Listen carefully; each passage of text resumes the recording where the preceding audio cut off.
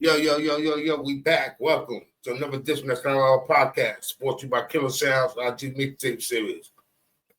So if y'all tuned in, the rise of the Jamaican gangs, you know what I mean? It was crazy how they was terrorizing Dallas. But this one is going to be part 2 of that video.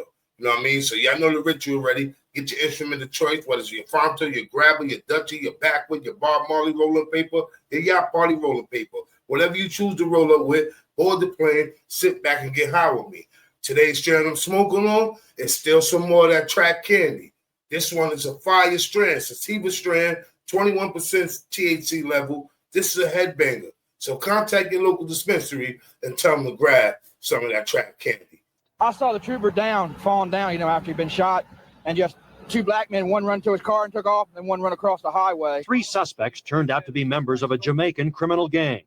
One of their weapons turned out to have come from this gun store in Dallas. One of more than 20 weapons investigators say were purchased at the store and used in the New York area by perhaps the most violent gang network in the country. We have documented that since 1985, they have been involved in or responsible for over 2,000 homicides in the United States.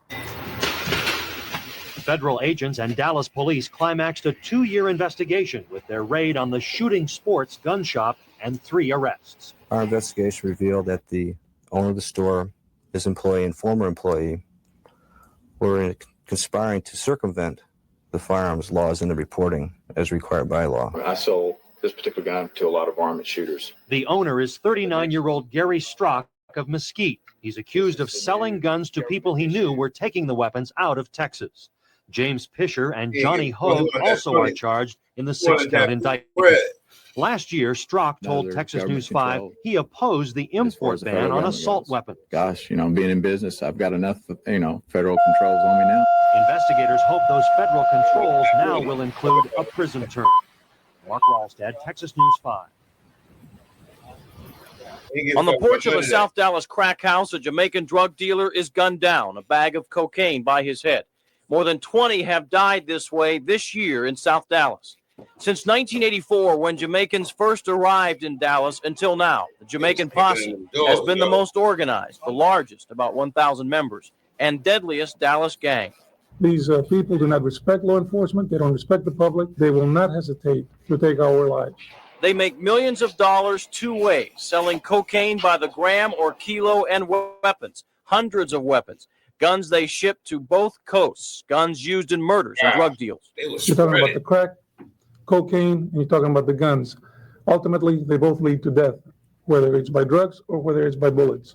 In Fort Worth, gang members establish their territory by spray paint, not gunfire. That's their mark. That's what they call it, is their placa. That's their mark. Sergeant Jesse Hernandez is on the city's gang unit, says there are 100 gangs here.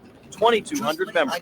They are, in fact, being motivated by profit. They're dealing dope. They are stealing cars. In South Dallas, most of the kids are good kids. They play kids' games, go about their business. Some in South Dallas these days are taking care of other people's business. How much are they?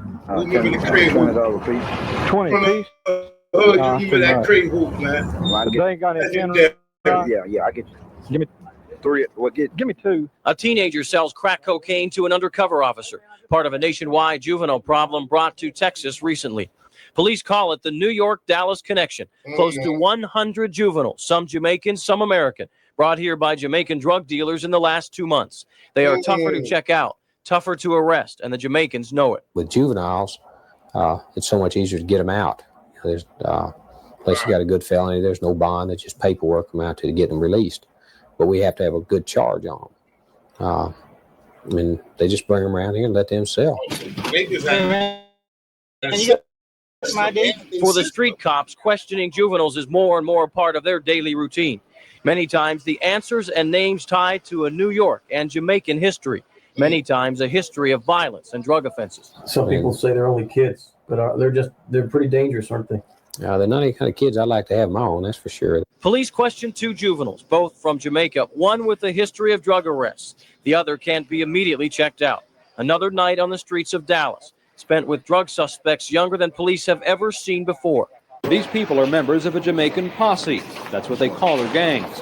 In Dallas, 44 people are in custody for dealing in dope and death. They're very violent. They have no compunction to take life of an officer or each other. Authorities started the probe after 3 Jamaicans were killed in Dallas a few years ago. The murder total has reached 44. We find that they not only have high quality type of weapons, but they also have a lot of them. Dallas police raided Jamaican crack houses and confiscated drugs, weapons, and money. They made $400,000 a day dealing drugs. I feel that here in Dallas, we're hitting at the heart of the organizations. All right. Nationwide, we hope to accomplish that same goal. Federal authorities recognize Dallas as a Jamaican gang stronghold because of all the arrests here. I think a third of this number, as I recall the statistics. That just means there were more warrants out, and not that they were any more successful. They may have more of a problem than some of the others. Authorities in 13 states are still making arrests. They're trying to clear up 600 murders with Jamaican posse connections. Here. You gotta think of 3 apartment complexes. There's a third one right here. The locations were mapped out. Everyone knew just what to do. Right. Entry was quick and explosive. Let's go. Is that right? Right.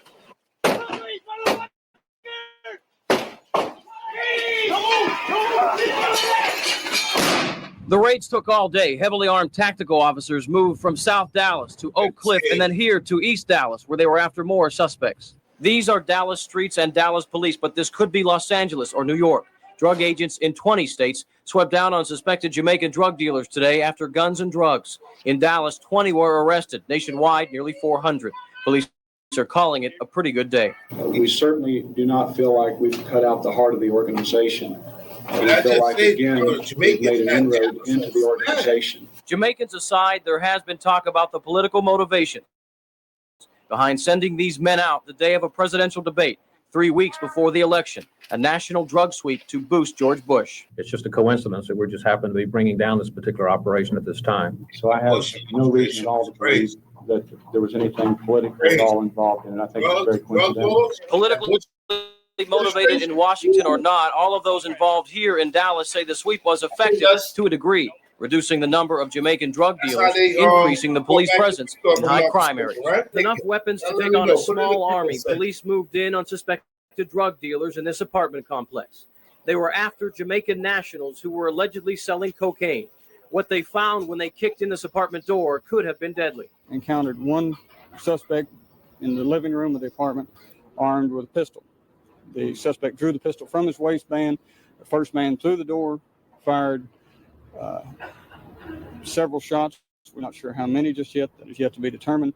Striking the suspect, he fell to a sofa and was disarmed. When the gunfire stopped, the residents came out. This is a neighborhood with many families. There are senior citizens, mothers with babies, and children try to play.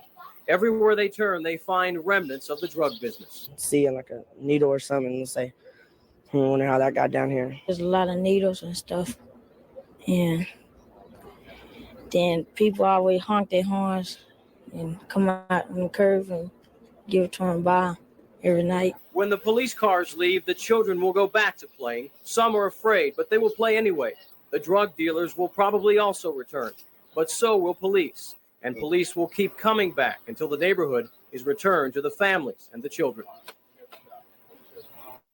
This man beat the system. He's 18, Jamaican, and known as Derek Green, also known as Jonathan Crow, charged with investigation of 2 murders, attempted murder, and aggravated assault on a police officer. This guy is a bad character. He does not need to be out on the street. It was Knoll's own officers who let Green back out on the streets. It was the suspect's 17-year-old cellmate who explains the plot to officers.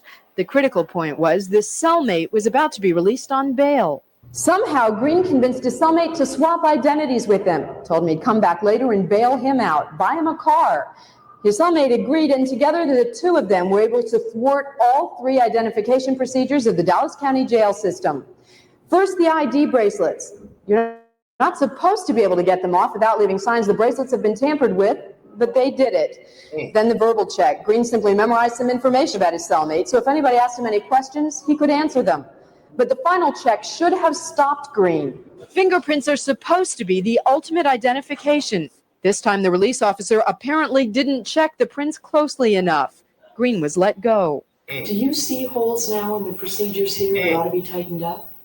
I don't think that there's so much holes. I think our procedure is sound. Any procedure is only as good as the people that are following it. They may have let Green slip through, but not his cellmate. He's now charged with aiding an escape. Wow, y'all. Wow. What a story, man. So the Jamaicans was terrorizing Dallas. You know what I mean? And that last brother they mentioned, you know what I mean, Green, woo, to pull that off. You know what I mean? Stay tuned. I'm going to find this story. You know what I mean? I'm going to post that story for y'all, man. Appreciate everybody for joining the channel. Don't forget, hit that like button, subscribe, share the channel, tell a friend, tell a friend. I appreciate everybody. Peace.